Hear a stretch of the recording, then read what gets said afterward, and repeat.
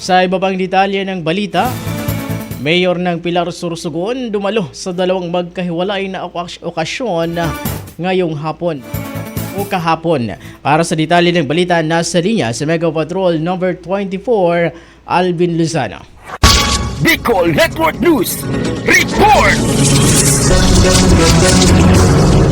Dalawang mahalagang okasyon ang isinagawa kahapon ika-17 ng Hulyo taong 2024 ang dinaluhan ni Mayor Caroline Switzer Reyes sa Mayor ng Pilar. Unang idinaos ang groundbreaking ceremony para sa pagtatayo ng multipurpose building sa Barangay Inang, Pilar, Sorsogon. Bagamat kasagsagan ng ulan ay pinagpatuloy pa rin ang nasabing seremonya na itinuring na ng mga residente na ulan ang pagpapala kasabay ng pagkakaroon nila ng multipurpose na gusali sa kanilang barangay.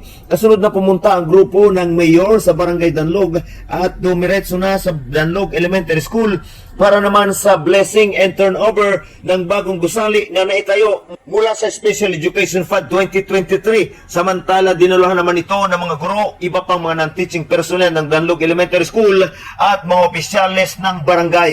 Mula dito sa Bayan ng Pilar, kasama mo sa pagbabalita para sa Bicol Network News, Mega Patrol numero 24, Alvin Lozano, tatak tunay na serbisyo.